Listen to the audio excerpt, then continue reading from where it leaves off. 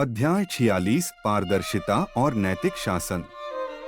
XP sir और उसकी team अब एक महत्वपूर्ण मोड़ पर थी। उनका अगला गंतव्य एक सार्वजनिक प्रशासनिक सम्मेलन था, जहां वे पारदर्शिता के महत्व और उसके प्रभाव पर चर्चा करने के लिए तैयार हो रहे थे।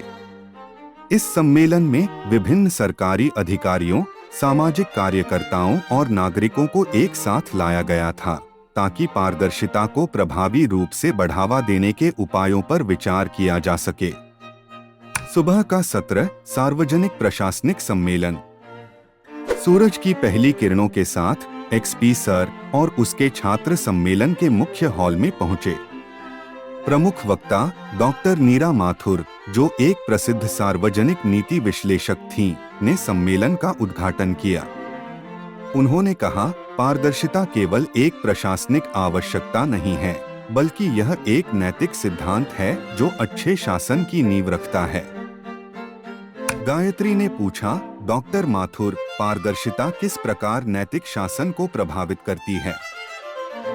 डॉक्टर माथुर ने उत्तर दिया, जब सरकारी अधिकारी अपनी कार्यप्रणाली और निर्णयों में पारदर्शिता बनाए रखते हैं, तो यह जनता का विश्वास बढ़ाता है और भ्रष्टाचार को रोकता है। पारदर्शिता से नागरिकों को यह समझने का अवसर मिलता है कि सरकार के निर्णय किस प्रकार और क्यों लिए जा रहे हैं। दोपहर का सत्र, विभिन्न अधिकारियों के साथ चर्चा। दोपहर को एक्सपी सर और छात्रों ने विभिन्न अधिकारियों के साथ बातचीत की। श्री राजेश कुमार, एक अनुभवी प्रशासनिक अधिकारी, ने साझा किया, हमने अपने विभाग में एक पारदर्शिता पहल शुरू की है, जिसमें सभी सार्वजनिक दस्तावेज ऑनलाइन उपलब्ध हैं। इससे नागरिकों को न केवल निर्णयों के बारे में जानकारी मिलती है, बल्कि उन्हें यह भी पता चलता है कि निर्णय कैसे लिए गए। वैष्णवी ने पूछा, इस पहल का नागरिकों पर क्या प्रभाव पड़ा है? श्री कुमार ने उत्तर दिया, इससे नागरिकों का विश्वास बढ़ा है और वे महसूस करते हैं कि उनकी आवाज सुनी जा रही है। साथ ही पारदर्शिता से भ्रष्टाचार की संभावना कम होती है, क्योंकि सभी गतिविधियां सार्वजनिक निगरानी के दायरे में होती हैं। शाम का सत्र, सामाजिक कार्यकर्ताओं के साथ संवाद। शाम को एक्सपी सर और छात्रों ने सामाजिक कार्यकर्ताओं के साथ एक चर्चा सत्र आयोजित किया। मिस्टर अमित शर्मा, एक प्रमुख सामाजिक कार्यकर्ता, ने कहा, हमने कई ऐसे मामलों में देखा है जहां पारदर्शिता की कमी ने नागरिकों के अधिकारों का उल्लंघन किया है। पारदर्शिता के माध्यम से हम सुनिश्चित कर सकते हैं कि सभी प्रक्रियाएं सही तरीके से हों और किसी के साथ अन्याय न हो। राधिका ने पूछा, पारदर्शिता को बढ़ावा देने के लिए क्या विशेष कदम उठाए जा सकते हैं? मिस्टर शर्मा ने उत्तर दिया, सार्वजनिक सूचना अधिनियम (आरटीआई) को प्रभावी ढंग से लागू करना, नियमित ऑडिट रिपोर्ट और खुली बैठकों का आयोजन कुछ ऐसे कदम हैं जो पारदर्शिता को बढ़ावा देते हैं।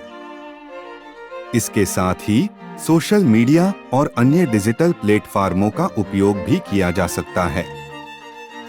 रात का सत्र, प्रशिक्षण केंद्र में कार्यशाला।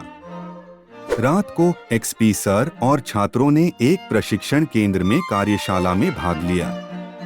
यहाँ पर डॉक्टर सुष्मिता रॉय, एक प्रशासनिक सुधार विशेषज्ञ, ने पारदर्शिता को बढ़ावा देने के तरीकों पर चर्चा की।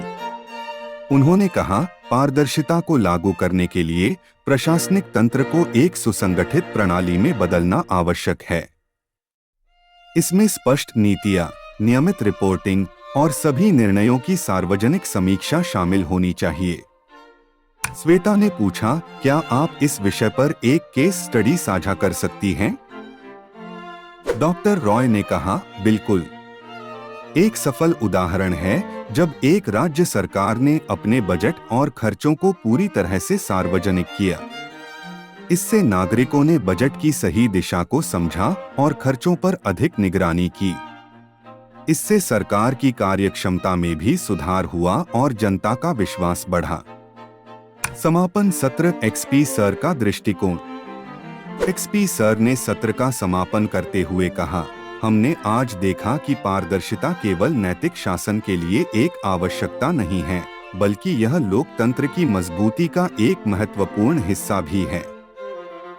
पारदर्शिता के माध्यम से सार्वजनिक सेवक अपनी जिम्मेदारियों को पूरी तरह से निभा सकते हैं और जनता का विश्वास जीत सकते हैं।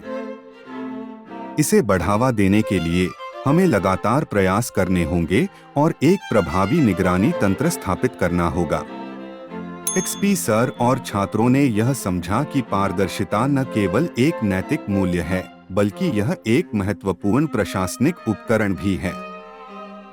इसके माध्यम से वे सार्वजनिक विश्वास को बनाए रख सकते हैं और एक सच्चे लोकतंत्र की दिशा में कदम बढ़ा सकते हैं। उनकी यात्रा ने उन्हें यह सिखाया कि पारदर्शिता को सही तरीके से लागू करने से सरकारी कार्यों में सुधार हो सकता है और नागरिकों के साथ एक मजबूत संबंध स्थापित किया जा सकता है।